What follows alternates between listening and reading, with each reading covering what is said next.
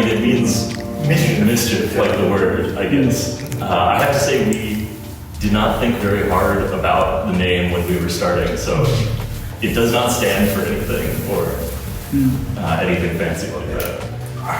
Like about 25? Yeah. Mainly New York, but then also Amsterdam and London, China. Anybody in Bishop can come up with a great idea that we'll make, but I think everybody has very specific skill sets. So some people can be great programmers or great manufacturing workers or work very well with coordinating campaigns and things. But I think in general, a good sense of how to make a project and put it out to the world, everybody has that skill set. We're all living in, in New York City, I guess, not all in Brooklyn, but we were all living there when we met and started. Who wants to be based in Manhattan? I know. It's true. I think space, and I think a lot of us live there. We both live in Queens, right? But everybody else lives in. You can spread out more in Brooklyn. There's more space to make a mess, to have half-finished things like piled up. I think, especially when we were starting out, we did not want to have any social media accounts. We wanted to not be on anyone else's platform. So we started out, we were using, to tell anyone about new projects that we put out, we were using Venmo, which is a payments app. And it would send people 1 cent. And you could write anything in the message. So we would send them a link to a project and say, like, new work for Mischief. And it was very effective because people were getting money. It was a financial app. So it was like, you would get a notification and you would get a confirmation email and you would get a text message because it was like for serious things.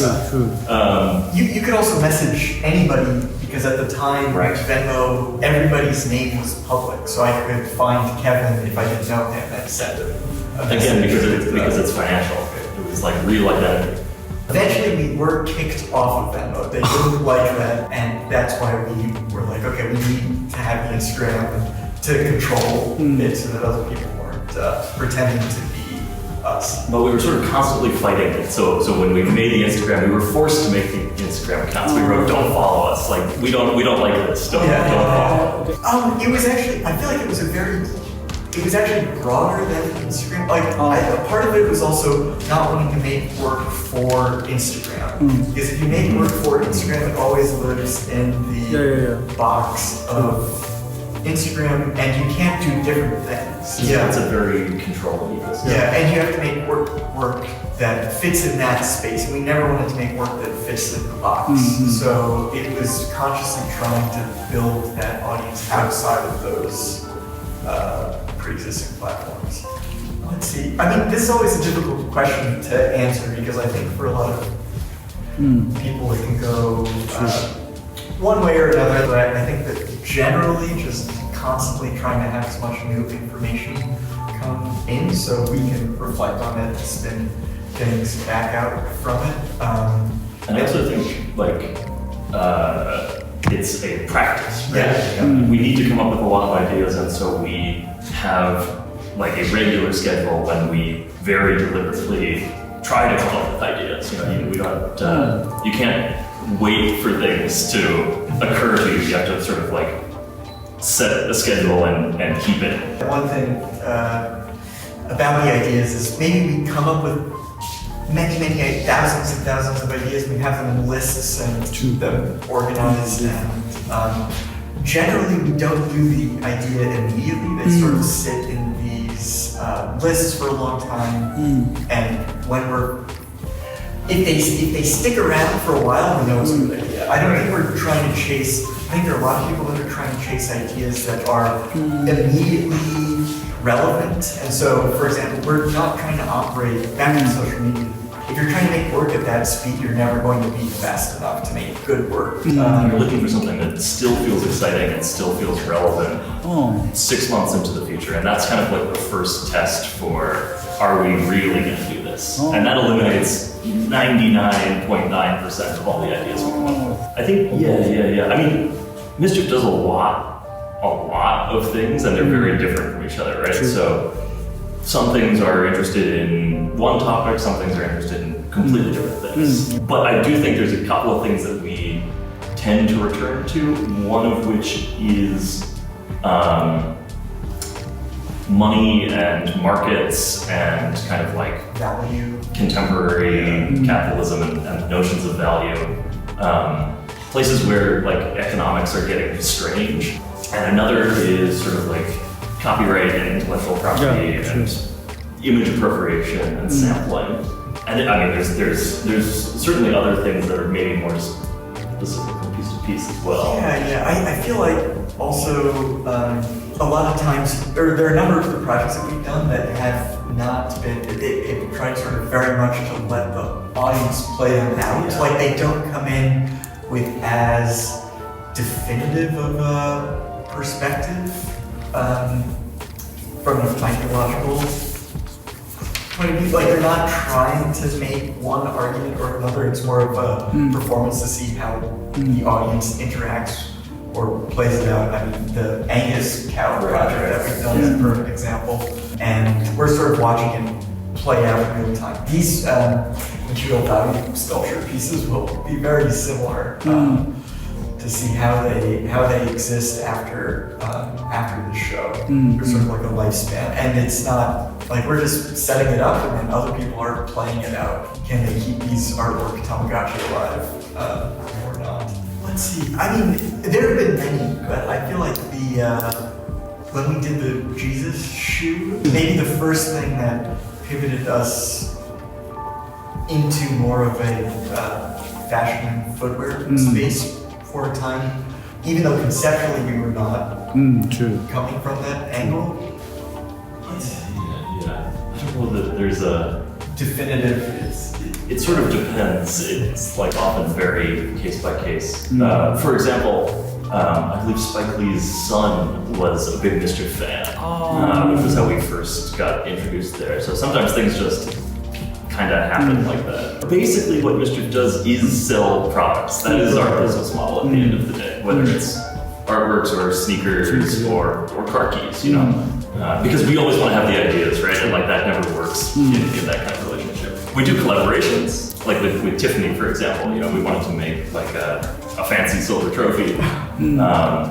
And so sometimes we will have an idea and we will look for a collaborator who can add something to the project. Which in that case, you know, obviously they're very good at making things out of silver. Are sort of like a good fit for an idea that we have.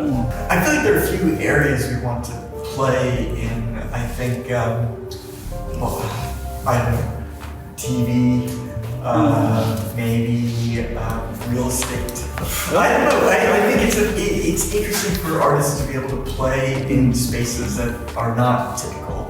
I think half of the mission practice has been trying to take things that might exist in the gallery space, but moving them to the spaces that actually make more sense if you want to start a conversation in those places. But I don't know, I think the sky's the limit. I mean, we get down to playing all of a sudden. We're sort of interested in anything that we haven't done yet. So we've never made a building. We've never done land over. Maybe we will. I feel like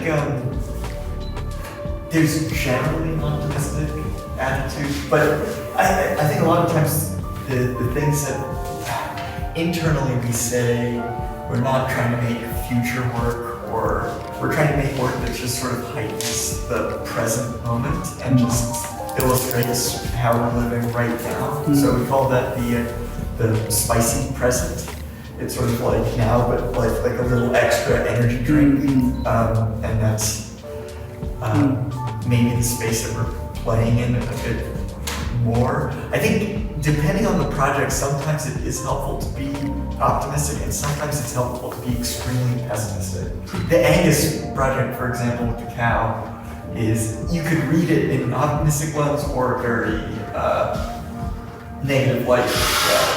I think it's not about presenting it in such a black and white, space, but just sort of trying to present exactly what is already existing. I think you can't do satire unless you have a vision for a world that's different from the way that it is, right? Like, we're doing things that are basically satirizing contemporary market dynamics most of the time. The only way we can do that is by first acknowledging that they are ridiculous. Part of that acknowledgement is that you have to believe that there's some alternative.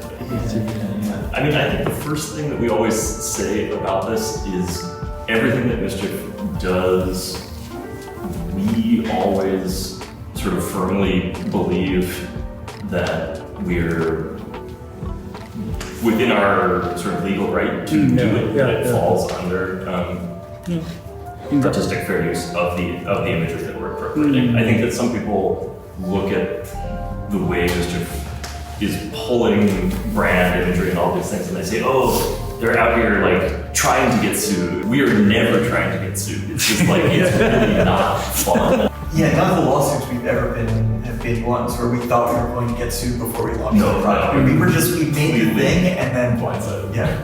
And I don't know, since in the States at least, I feel like we get sued for any little thing. It's hard to say. But I think we're coming at it from the perspective of there's such a rich history in art of sampling and using the world around to the artist and changing it just a little bit or messing with it imagery-wise. And I think where art history ends and where the legal system starts or ends, like they're two different places. They don't align.